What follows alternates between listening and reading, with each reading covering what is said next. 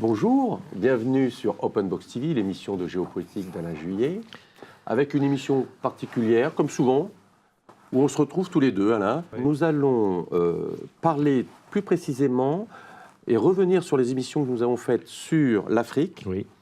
À la fois l'Afrique subsaharienne, mais aussi l'Afrique du Nord, le Maghreb. Mmh.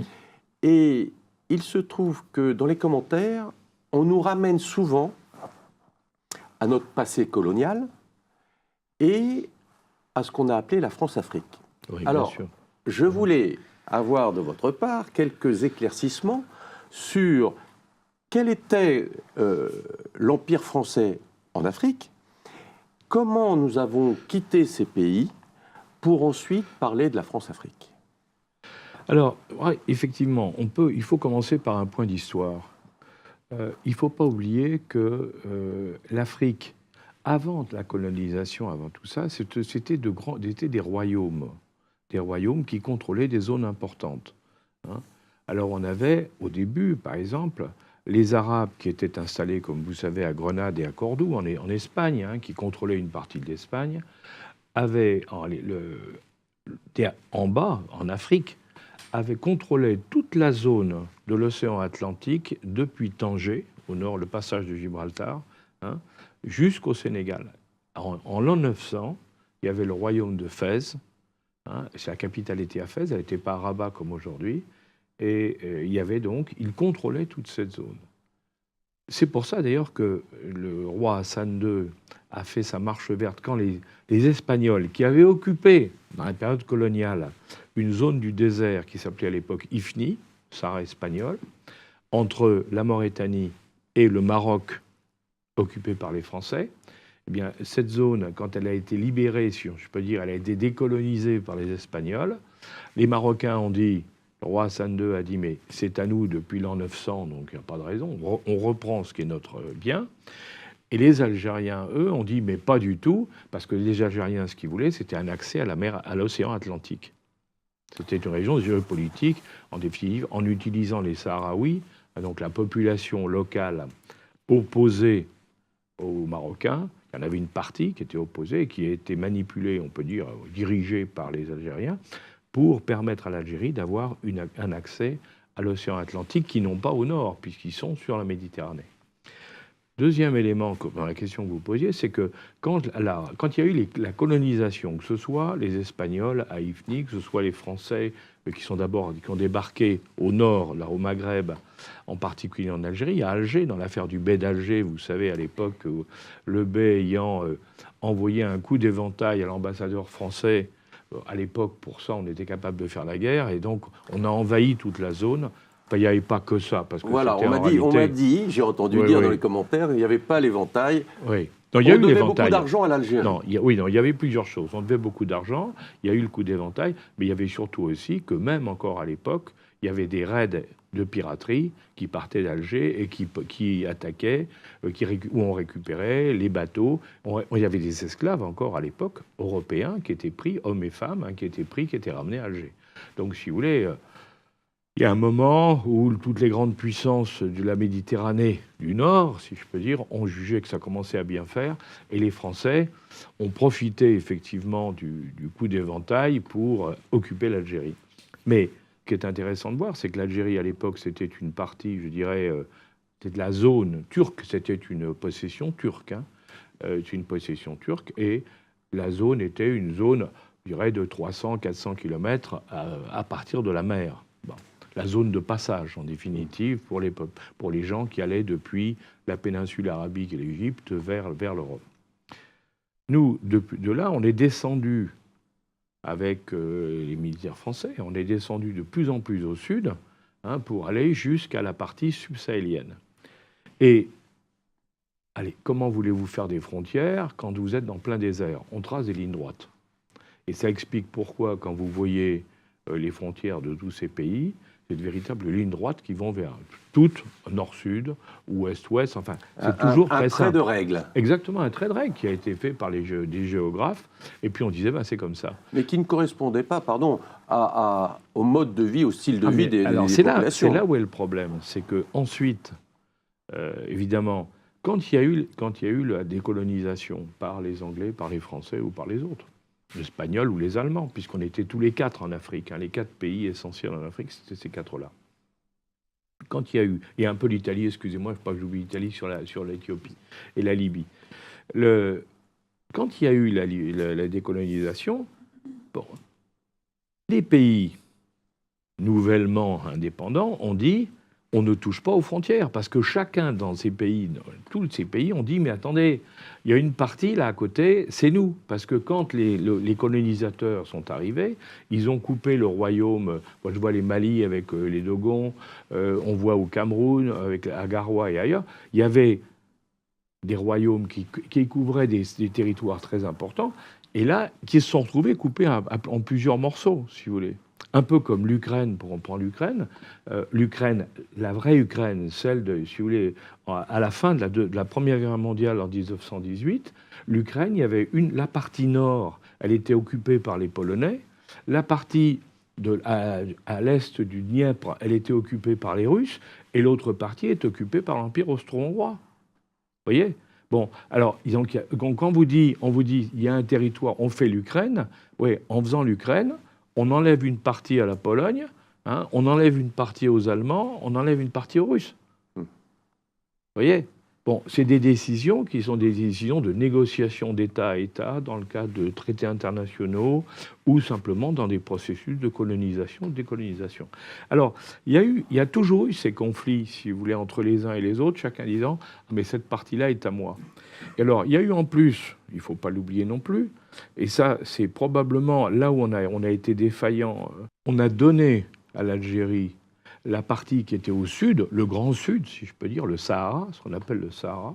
On leur a donné le Grand Sud, où les populations nomades, que ce soit les Touaregs ou les Peuls, puisque c'était les deux populations qui circulaient depuis la Mauritanie jusqu'au Soudan, sur tout le long, avec leurs troupeaux, en fonction de la saison des pluies ou de la sécheresse, en fonction de là où les troupeaux pouvaient manger. Donc les gens se déplaçaient sur des milliers de kilomètres, hein, en permanence. Donc cette zone-là, avoir mis des frontières arbitraires, ça rimait absolument à rien.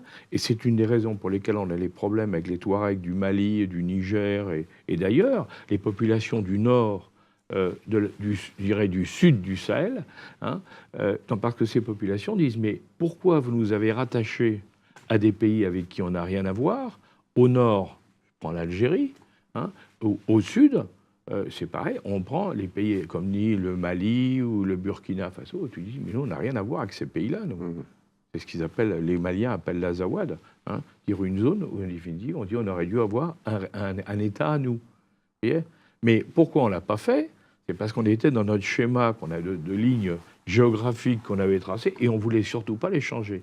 Et c'est arrivé à un point, cette histoire-là, c'est qu'on a fait passer par la Société des Nations, il y a longtemps de ça, hein, il y a eu un accord général en disant on ne touche pas aux frontières. C'est le fameux dogme, l'inviolabilité des frontières, hein, qu'on voit partout, qui a été mis en l'air par les Européens dans les Balkans, quand on a coupé la Serbie en lui enlevant le Kosovo. Beaucoup de nos opposants ont dit « mais vous n'avez pas le droit parce que vous touchez au dogme de l'intangibilité des frontières ». Et c'est ce qu'a utilisé Poutine contre nous en disant « vous l'avez fait au Kosovo pour la Serbie, moi je le fais pour la Crimée ». On a fait une très bonne émission. On a fait une émission là-dessus, si vous en souvenez. Sur la Serbie. Vous voyez ?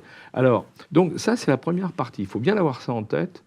Les frontières de la colonisation ne correspondent pas du tout, mais pas du tout, aux véritables frontières des royaumes tels qu'ils existaient avant. Bon, ça, c'est le premier point. Alors, derrière, après, quand on a eu la décolonisation, on en a fait une union entre nous et tous ces pays devenus indépendants, aussi bien les Français que les Anglais et les autres. Là, qu'est-ce qui s'est passé ? Bien entendu, il y a eu des tensions internes dans les différents pays, mais là, c'était des problèmes entre eux. Hein, et les colonisateurs ont dû changer leur mode de vie, leur appréhension des problèmes, parce que c'était plus la même chose. Avant, le système était très simple, hein, il faut dire la vérité. Les Occidentaux exploitaient les richesses minières, du bois, enfin tout ce qui était possible d'exploiter dans ces zones-là. On envoyait les matières premières vers l'Europe se faire transformer. Donc la plus-value ou le profit se faisait en Europe, hein, et on revendait aux populations qui étaient sous contrôle colonial des produits transformés où on reprenait encore une marge. Donc, si vous voulez, c'était un système économique très rentable, bien sûr, pour celui qui dominait, hein, bien sûr, pas pour les autres.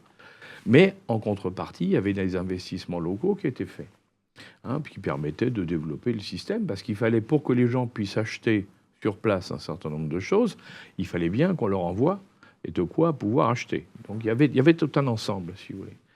Quand il y a eu la décolonisation, sont restés un certain nombre de gens en Afrique, qui aimaient bien l'Afrique en général, qui aimaient vraiment l'Afrique, qui connaissaient bien le pays, et qui se sont dit, même s'il n'y a plus ce circuit économique colonial, on peut y rester parce que notre expertise, notre expérience, le fait que nous connaissons bien ces pays fera qu'on pourra continuer à travailler avec eux. Et c'est comme ça que s'est passée la France-Afrique. La France-Afrique, en définitive, c'était essentiellement des gens qui connaissaient bien l'Afrique et qui l'aimaient, mais qui pensaient qu'on pouvait continuer à vivre partiellement sur l'ancien schéma tout en étant des États indépendants. Alors évidemment, ça heurte, et pour cause, ça ne peut que heurter un encadrement qui vient de gagner son indépendance et qui veut être réellement indépendant. Donc on a eu des problèmes, alors plus ou moins violents, ça dépend des pays. Hein.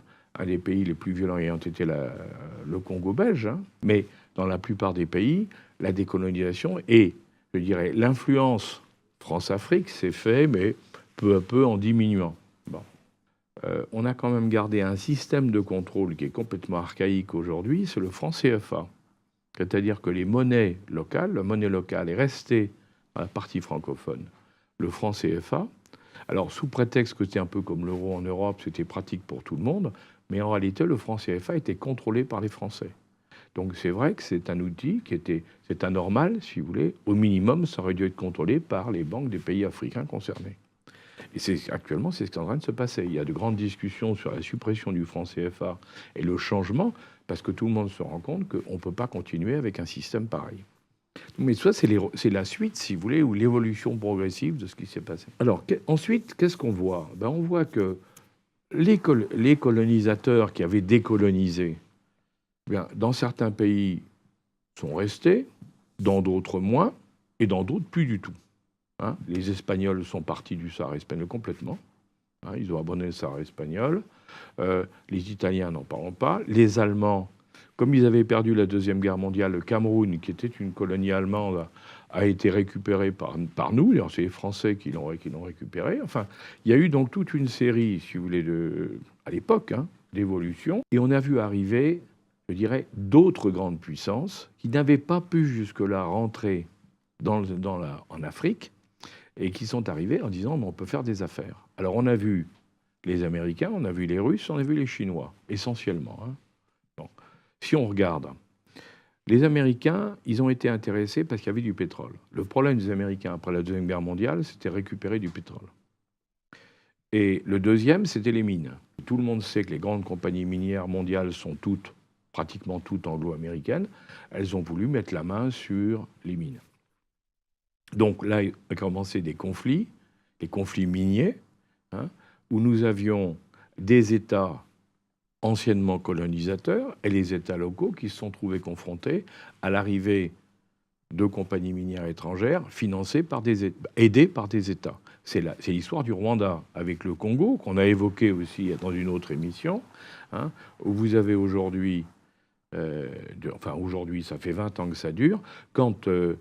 Paul Kagame avec le FPR, a pris le contrôle du Rwanda lors de cet épouvantable génocide qui s'est passé là-bas.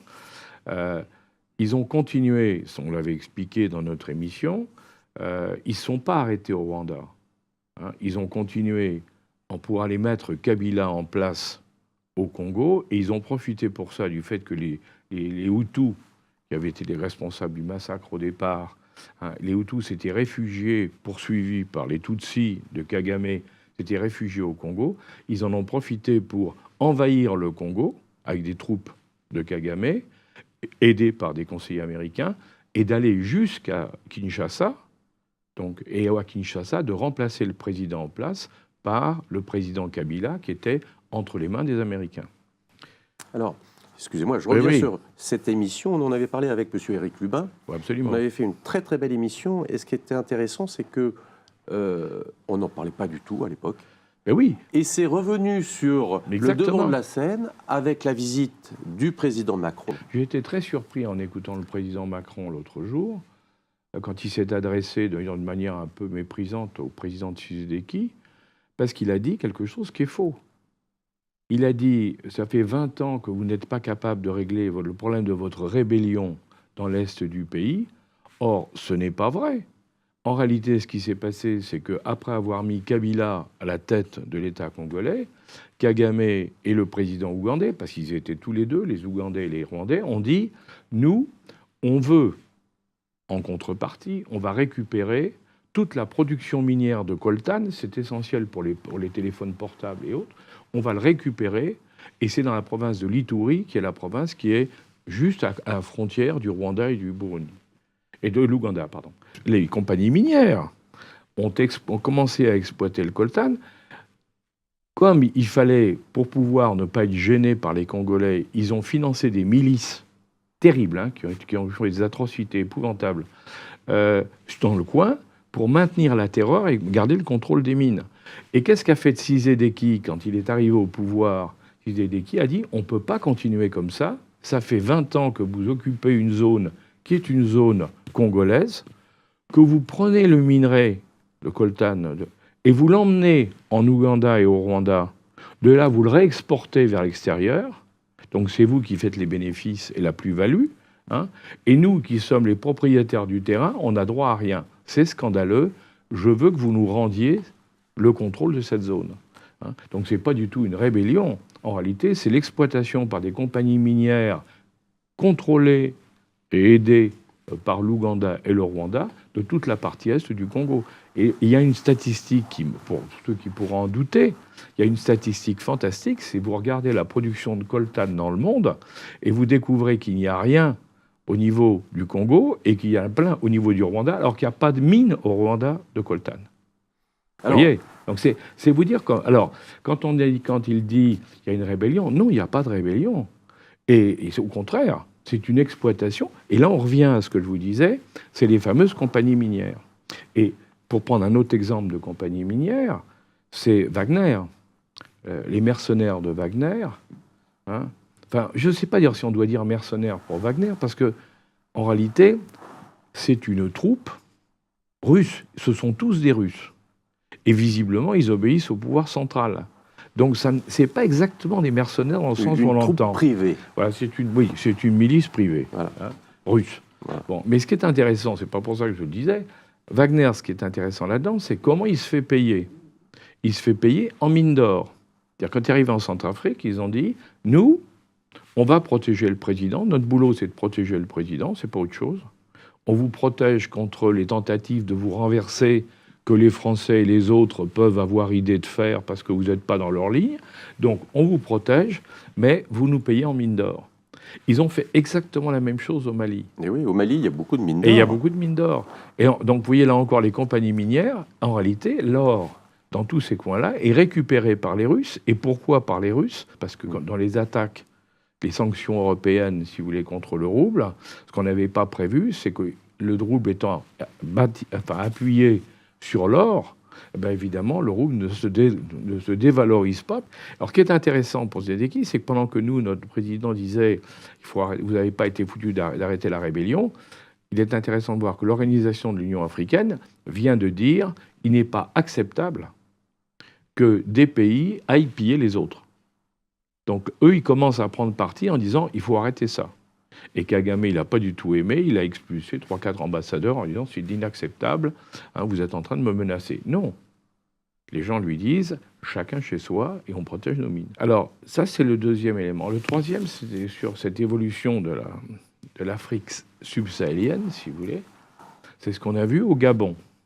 Il n'y a pas que le Gabon, il y a aussi le Togo, d'ailleurs. Qu'est-ce qui s'est passé? Ces gens-là ont été, pendant très longtemps, des membres donc, de la communauté française, hein, donc des pays décolonisés de la zone, mais en particulier pour le Gabon, des pays riches, hein, parce que le Gabon est un pays riche. Indiscutablement, les relations se sont tendues entre la France et des pays comme le Togo ou le Mali, on l'a vu, le Burkina Faso, on l'a vu, mais le Togo aussi, les relations se sont tendues, le Gabon également. Pourquoi ?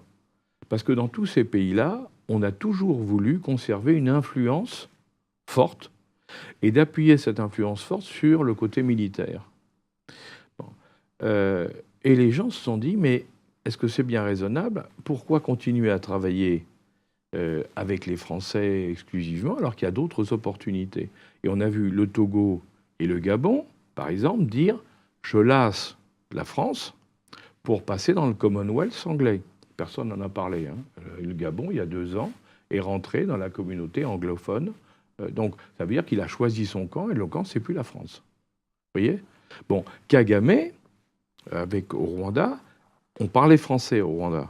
Kagame a changé en disant on parle dorénavant anglais. La langue officielle du Rwanda, c'est l'anglais, et donc, bien entendu, Commonwealth.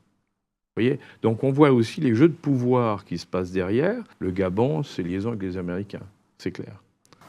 Donc, la France-Afrique n'existe plus. Sur ces entrefaits, le président Macron fait une tournée en Afrique pour relancer les relations avec ces pays, mais sur des bases plus modernes, plus sereines, plus saines. Oui, oui, bien entendu, parce que le président, les conseillers du président Macron, je pense que tout le monde est conscient que l'Afrique n'a plus rien à voir avec ce qu'elle a été.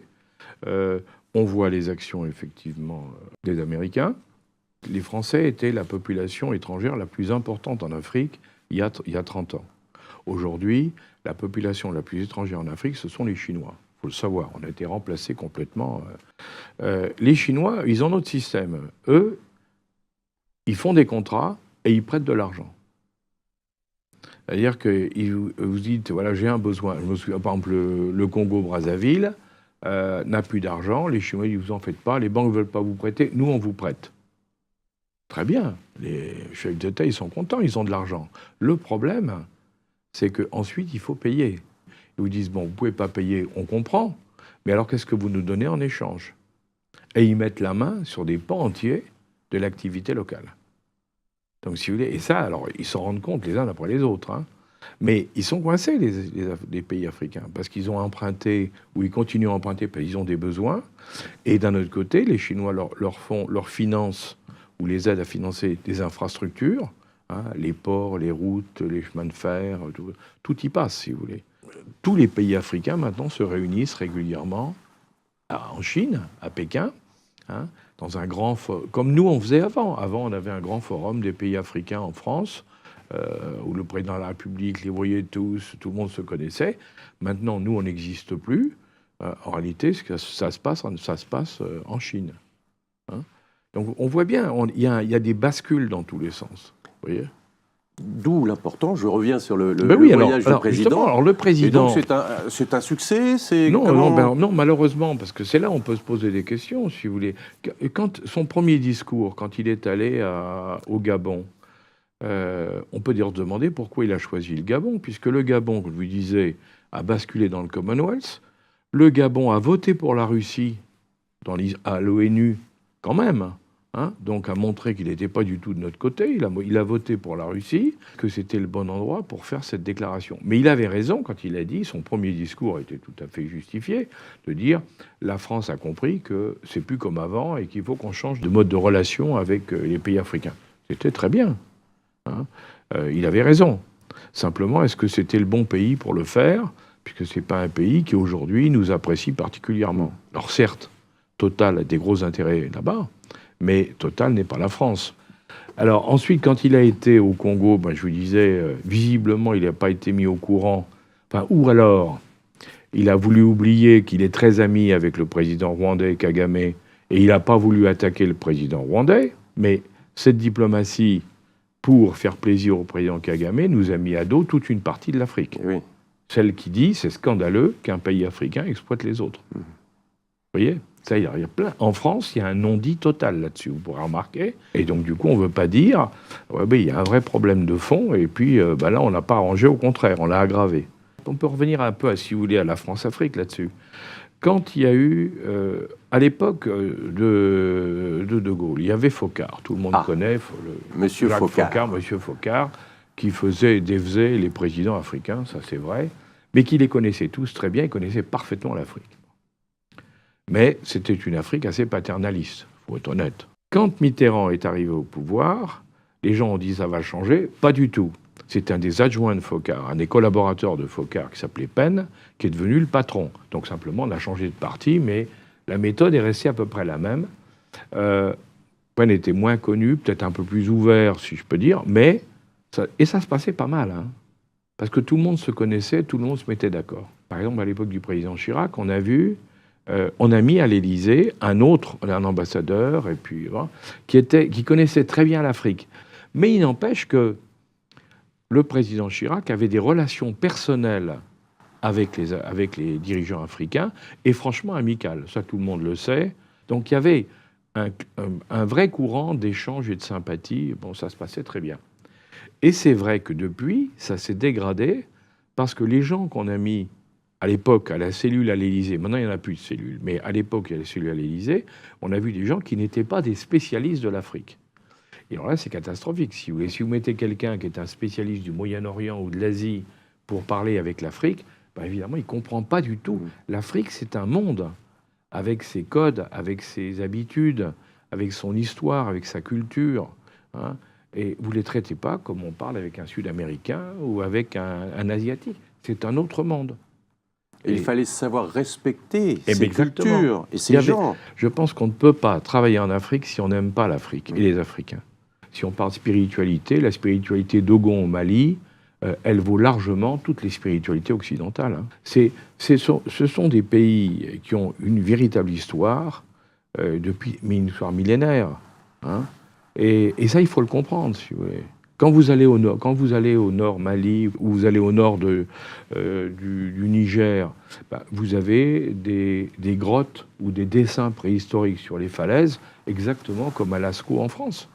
Et si vous faites l'effort d'essayer de comprendre et de vous mettre avec eux, d'échanger avec eux, alors à ce moment-là, ça se passe très bien. Et le problème, c'est que nous avons aujourd'hui, indiscutablement, en ce qui concerne un pays comme la France, on a perdu le contact avec eux. On ne se comprend plus. Et alors, qu'est-ce qu'il faudrait faire pour retrouver ces relations fraternelles, hein? Il faut réapprendre ce que c'est que l'Afrique, mais non pas avec des schémas ridicules, soit colonisateurs, soit contraires, totalement opposés, comme on voit certains aujourd'hui, qui sont aussi stupides que les premiers.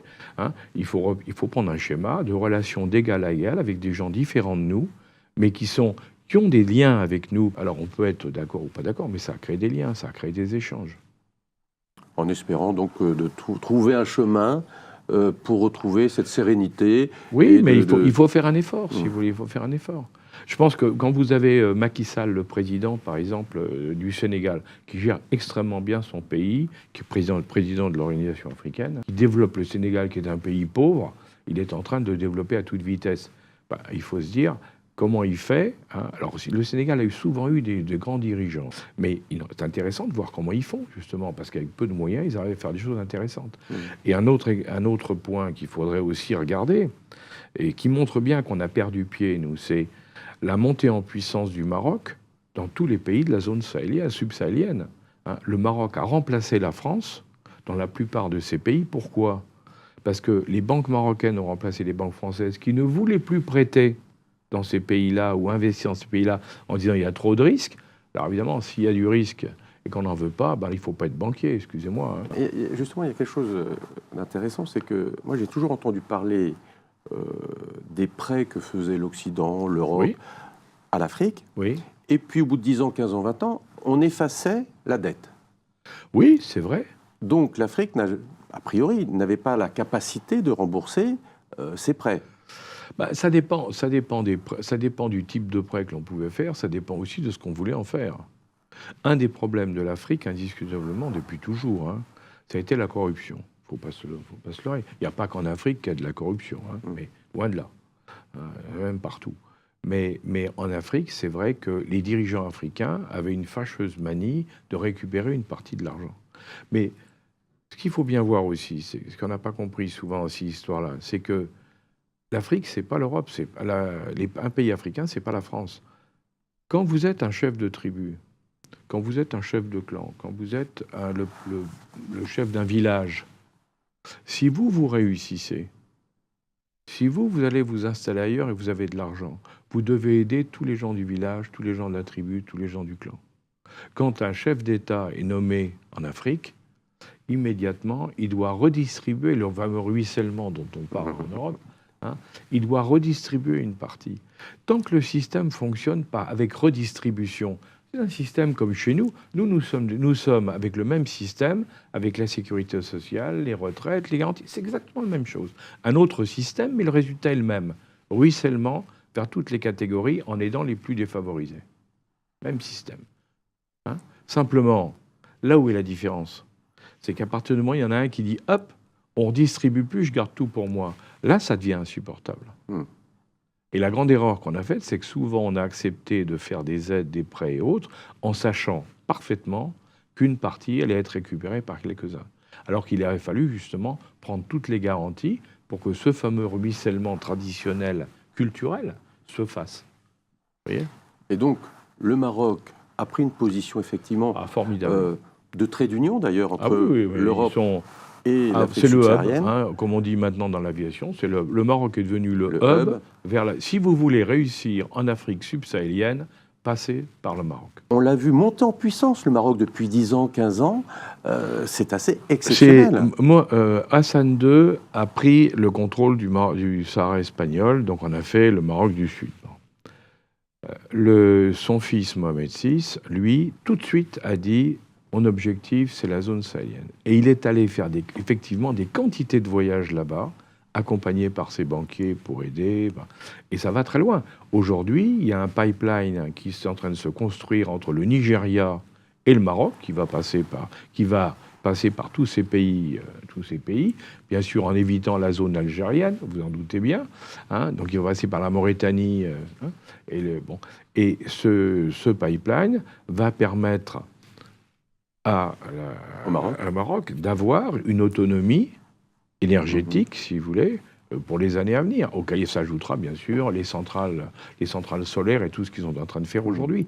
Mais on voit que c'est un pays qui a développé tout un courant d'affaires avec le Sud dans tous les domaines, et ça marche très très bien. Et d'ailleurs, on a fait une très bonne émission sur le Maroc. Absolument. Et on l'a évoqué. Voilà, tout à fait. On a évoqué ça. Tout à fait. Où on comprend la position géographique du Maroc et la vision, effectivement, du roi pour les années à venir. Et nous avons fait aussi une émission sur l'Algérie. Oui, bien sûr. Où là, la vision est un peu moins lisible.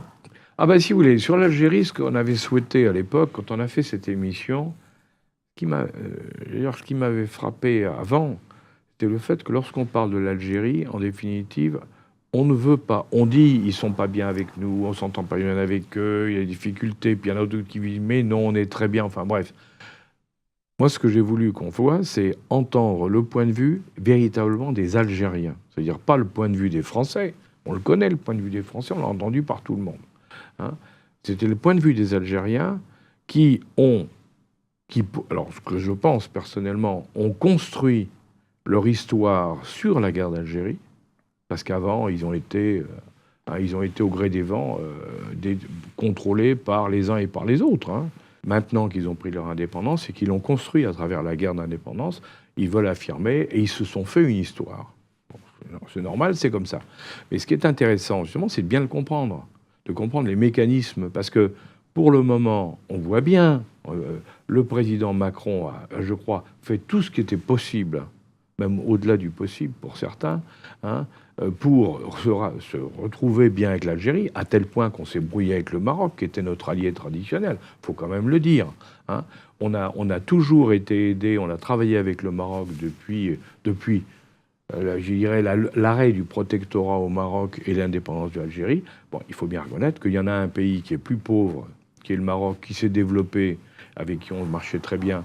On est totalement brouillé avec eux. Le roi l'a rappelé, quand notre président a dit « mais on est amis avec le Maroc », il a dit « non, on n'est pas amis. On a des relations, on n'est plus amis.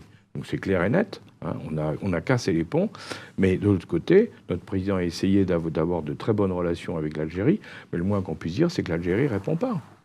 Mais quand on écoute ce que disait dans notre émission, ce que disait notre ami qu'on a invité, M. Nemeth, hein, on voit bien que on sent parce qu'on ne se comprend pas. Alors, et qu'on ne veut pas se comprendre. Ouais. On parle du Maroc et de l'Algérie. Alors, il y a une chose que je ne comprends pas très bien, c'est cette histoire de visa. Ça chagrine le Maroc, ça chagrine l'Algérie, des visas pour venir en France. Fin du protectorat d'un côté, fin de la guerre, les accords d'Évian de l'autre. Il y avait des accords pour qu'on traite ces deux pays comme des nations privilégiées. C'est-à-dire que les populations de ces pays-là pouvaient venir en France, hein, et la réciproque d'ailleurs, ce qu'on a toujours oublié, il y avait la réciproque, qui n'a pas été pratiquée beaucoup, en tout cas pour l'Algérie, mais il y avait la possibilité d'aller dans les deux sens, hein, et parce que ça faisait partie des accords. Ensuite, vu les volumes de gens qui venaient, il a été décidé qu'il y aurait des visas. On a mis en place des visas parce qu'on a considéré que ça devenait problématique. Hein. Alors, en théorie, si vous voulez, il y avait au départ ceux qui étaient français avant la fin du protectorat, la fin de l'indépendance, ou à l'arrivée de l'indépendance d'Algérie. Eux, ils n'avaient pas besoin de visa pour venir en France. C'était les autres après qui en avaient besoin. Bon, aujourd'hui, 60 ans se sont passés, une bonne partie de la population, elle n'était pas là, donc... Et donc, il y a aujourd'hui des systèmes de visa. Le problème, c'est que les Français voudraient réguler, hein, parce que quelqu'un qui vient dans un pays, il faut qu'il puisse y travailler, sinon ça devient une charge pour le pays. Il ne faut jamais l'oublier. Hein. On peut accueillir de l'immigration autant qu'on veut, à partir du moment où on peut offrir aux gens qui viennent un travail, décent bien sûr, un travail décent, hein, qui leur permet de vivre.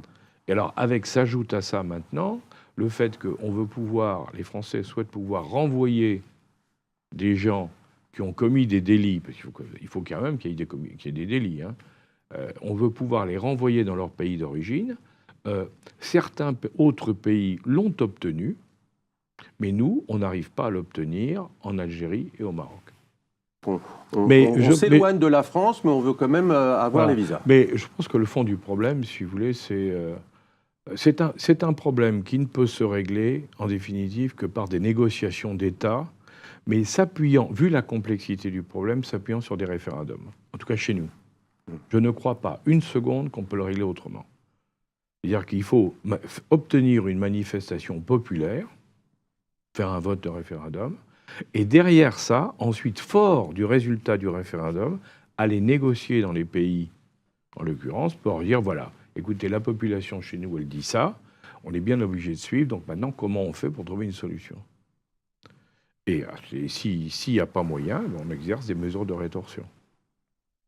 Donc les relations entre la France et l'Afrique en général, c'est une longue histoire, c'est pas un long fleuve tranquille, mais il y a quand même beaucoup de choses qui nous unissent, qui nous lient. Mais bien entendu. Et il faut absolument qu'on arrive à... je crois, personnellement, pour connaître un certain nombre de pays africains et de dirigeants africains, je pense qu'aujourd'hui, nous pouvons avoir un rôle d'autant plus important que les pays africains sont maintenant tiraillés entre les Américains, les Chinois, les Russes, moins, il y a intérêt minier, mais il y en a moins.